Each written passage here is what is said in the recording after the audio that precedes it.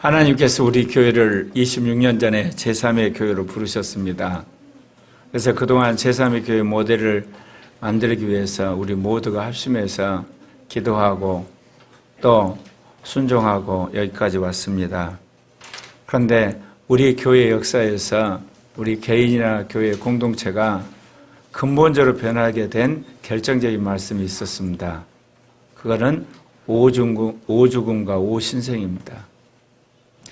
율법에 대해 죽는 것, 그리고 원죄에 대해 죽는 것, 그리고 육신이 못 박히는 것, 그리고 세상이 못 박히는 것, 그 다음에 옛사람을 못 박히는 것. 그 중에 옛사람을 벗고 새사람을 입는 것처럼 정말 중요한 말씀이 없습니다. 왜 그러냐면요, 우리가 옛 피조물로 살면서 우리 안에 옛사람이 만들어져 버려요. 그게 차곡차곡 정해져 있어요. 그러니까 예수를 믿고 거듭났어도요, 대부분 이 옛 지식에서 나오는 식으로 우리가 살아요. 그러니까 이것을 완전히 벗어버리고 새로운 피조물로서 살아가는 새로운 지식이 우리 안에 쌓여져야만 이제 참다운 그리스도인으로 살게 되는 겁니다. 오늘 이 말씀을 증거함에 있어서 사실 원래 제목이 받을 은혜와 받은 은혜였어요. 자, 이 제목을 짜게 했더니 신은수 목사님 뭐라고 이야기하냐면, 올해는 은혜에 대한 말씀을 증거하시려고 하는군요. 그 통에 내가 은혜를 받았어요. 앞으로 은혜에 대한 말씀을 전하라고 하는구나. 그러면서 이제 받을 은혜와 받은 은혜에 대해서 열심히 설교를 준비를 하는데 한 달분이 만들어져 버려가지고 이제 제목을 또 바꿨습니다. 우리 함께 제목 읽을까요? 시작. 나는 어려울 때 먼저 은혜를 구하는가? 자신이 해결하려고 하는가? 이 제목 읽으시면 벌써 무슨 내용인지 아시겠죠?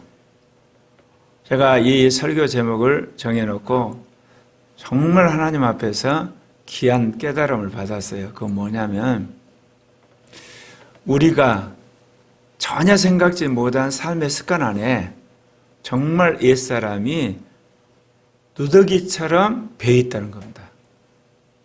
그러니까 수십 년 신앙생활을 해도 우리 신앙이 별로 안 바꾸고, 그리고 이단들이 미혹하면 넘어진 이유가 있어요. 그건 뭐냐면, 우리가 별 문제 없다고 하는 생각이나 습관들, 사고 구조 안에 옛 지식이 강력하게 역사를 하고 있는 거예요. 그리고 거듭난 이후에 우리가 쌓은 새로운 지식은 별로 없어요. 그러나 미혹하게 되면 확 넘어져 버리는 거예요. 그래서 아마도 하나님은 올 1년은 그런 옛 지식을 퍼내고 새 지식을 입으면서, 그러면서 하나님께서 실제적으로 우리가 변화되고 행하는 데 필요한 그런 은혜를 부으시리라 믿습니다. 첫 번째, 몸이 아프면 먼저 주님께 은혜를 구하십시오. 제목부터가 여러분 도전적이죠? 여러분, 몸이 아프면 금방 여러분 병원 가야 되겠다는 생각하시잖아요.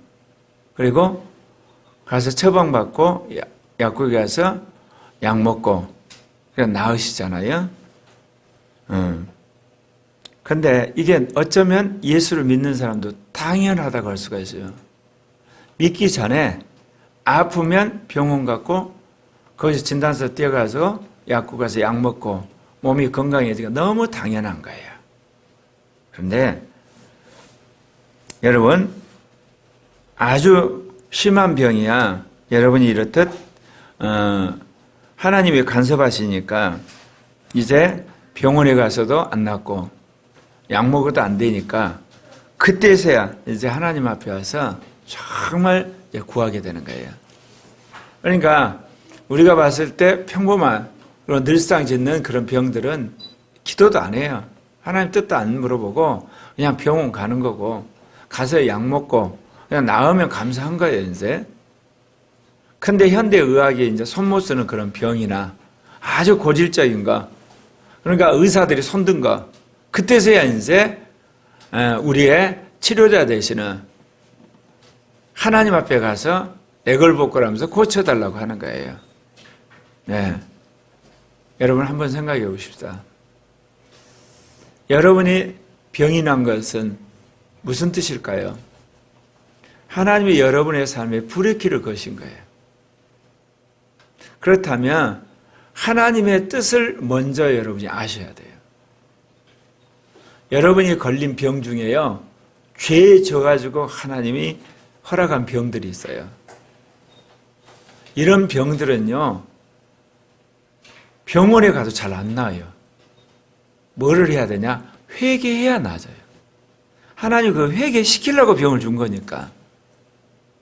그런 병들이 있단 말입니다. 더더욱 귀신들이 가지고 발병한 것들은 귀신을 쫓겨야만 여러분이 낫는 거예요.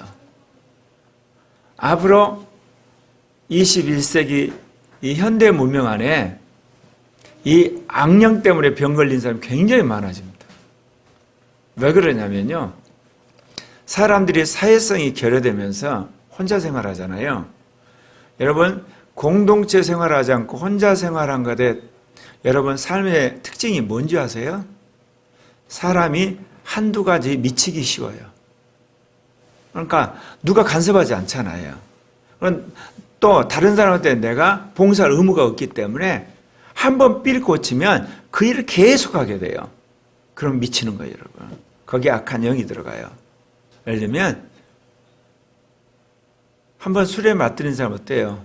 누가 술 먹냐고 야단치는 거 없으니까 늘 술 먹다 술 정도 걸리고, 어떤 사람 게임, 나이 이렇게 50 먹어도 게임 중독하게 되는 거고. 왜? 그걸 막아주는 사람도 없고 하지 말라는 사람도 없어요.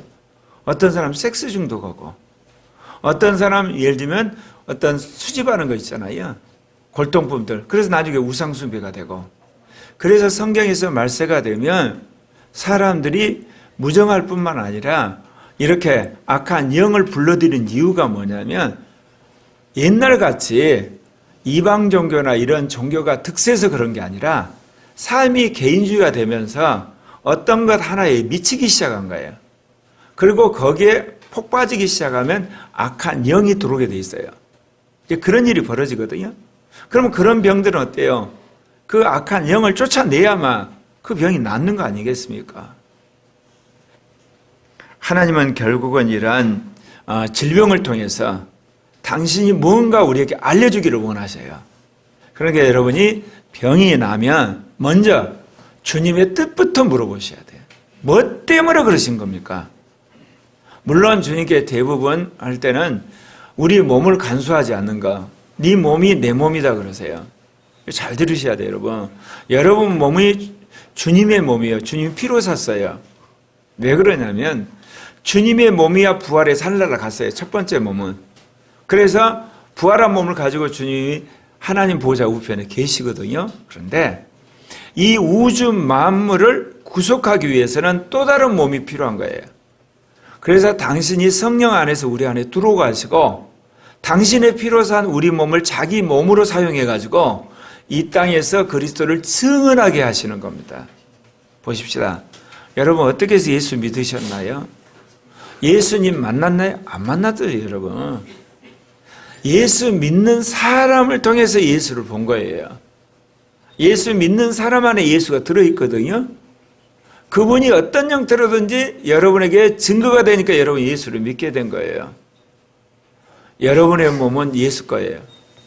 그 몸 간수 잘 하셔야 돼요.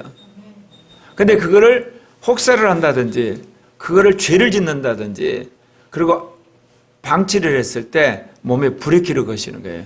몸 좀 제대로 건설을 하고 깨끗하게 하고 보존하라고. 여러분 당연히 그렇게 하셔야 되겠죠? 예.